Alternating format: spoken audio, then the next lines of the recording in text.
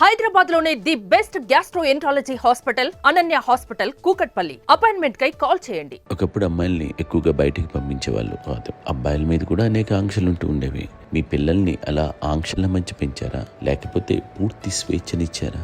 అంటే మాకు మా నాన్నగారు కానీ మా అమ్మగారు కానండి మాకన్నా చాలా బ్రాడ్ మైండ్ ఉన్న వ్యక్తులండి. ఎందుకంటే పిల్లలు ఎక్కడికైనా బయటికి వెళ్తే ఇప్పుడు మేమైతే భయపడిపోతాం.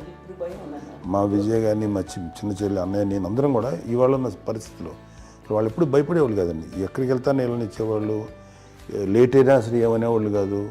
లేకపోతే ఏదైనా మోటార్ బైక్లు వేసుకున్నాం, లేకపోతే కారులో ఎట్లా పడితే ఎట్లా వెళ్ళినా సరే ఏమనేవాళ్ళు కాదు. వాళ్ళు తెలియకుండానే మాకు ఒక ఫ్రీడమ్ ఇచ్చారండి. సో దట్ అదే ఆ ఫ్రీడంలో భాగమే అన్నయ్య కానీ ఇండస్ట్రీకి వెళ్ళాలంటే కూడా ఒక వ్యక్తి ఒక కొడుకు ఒక గొప్ప కెరీర్ని పర్సూ చేసుకుంటూ వెళ్తున్నాను. నాన్నగాని అమ్మగానే ఓపెన్ మైండ్ తోటి అసలు నువ్వు వెళ్ళినా ఎంతకాలం వెళ్తావచ్చు, నువ్వు ప్రయత్నించని చెప్పి అలా వదిలేశారండి. అన్నయ్య కూడా ఏంటంటే మోస్ట్ రెస్పాన్సిబుల్గా వెళ్ళి చాలా మేజర్ అమౌంట్ అన్నయ్యకి కూడా పెద్ద అమ్మకు వందలు ఇచ్చేది కాదు. కరెక్ట్గా ఆ ఇన్స్టిట్యూట్లో చదువుకునేటప్పుడు ఎంత ఇవ్వాలో కరెక్ట్గా ఇచ్చేది.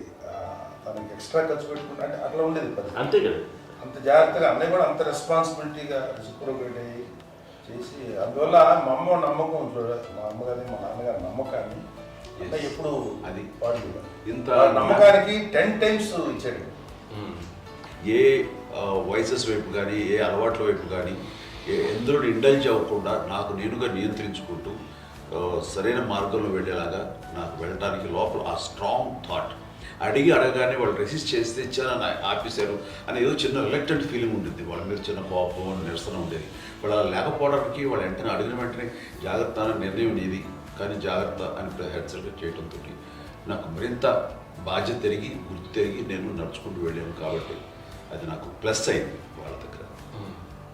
అంటే మదర్ అంటే తల్లి అనే కాదు, మదర్ ఫిగర్ ఎవరిచ్చినా సరే అది నానైనా తల్లితో సమానం అనుకుంటాను. నాగో చెప్పినట్లుగా అట్లాగా అలిసిపోయి వచ్చిన నాకు కాళ్ళు నొక్కుతుంటే నాకు భయం వేసేసేది. ఆ తర్వాత పడుకో గమనించేవాడు, అది కూడా కోపం. అంటే ఉదాహరణ అంటే మళ్ళీ అదే నాకు తిడతారు, ఎందుకు కాదు పడుకుని ఎక్కడ నిద్ర వస్తాయండి నాన్న అంటే. సో ఆ రకంగా నాన్న తన ప్రేమను చూపిస్తుంటాను. ఆ తర్వాత గోండా టైప్లో కూడాను నేను ట్రైన్ కింద వెళ్తుంటే నాన్న అక్కడే ఉన్నారు, రాజమండ్రి దగ్గర ప్రాంతంలో. ఆయన చాలా కోపం చేస్తుంది, ఇలాంటి చేస్తుంటావు నువ్వు, ఏదైనా అయితే ఏంటి అది చెప్పి. ఏం పర్లేదన్నా ఏమవుతుందో అన్ని రకాల సేఫ్టీ అన్ని రకాల జాగ్రత్త తీసుకున్నాం. ఈ రోజు ఉన్నంత సేఫ్టీ అప్పుడు లేదు. అయినా సరే రేపు పొద్దున నీ కొడుకులు ఇలాంటి పరిస్థితుల్లో నీకు తెలిసి వస్తారు అప్పుడు అనేవాడు. ఎన్నిసార్లు అనేవాళ్ళు నాకు నిజంగానే మగధీర టైంలో గుర్ర వ్యక్తిని ఆ రోడ్డు మీద పడిపోయాడు అని అన్నప్పుడు నాకు ఆ ఫస్ట్ టైం ఆ ఫీలింగ్ కలిగింది.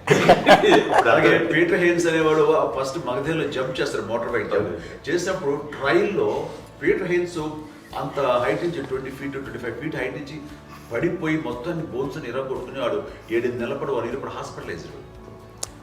అది వీడైతే ఏమో తలుచుకుని భయం వేసేసేది. అప్పుడు నాన్న గుర్తుకు వచ్చేవాడు, ఓహో వాళ్ళ టెన్షన్ ఇంత తెలియదు, మనకి మన కొడుకు వస్తే తెలియదు, ఈ మాట నాన్న ఎప్పుడో అన్నారని అనిపిస్తుంది. That's sweet memories my.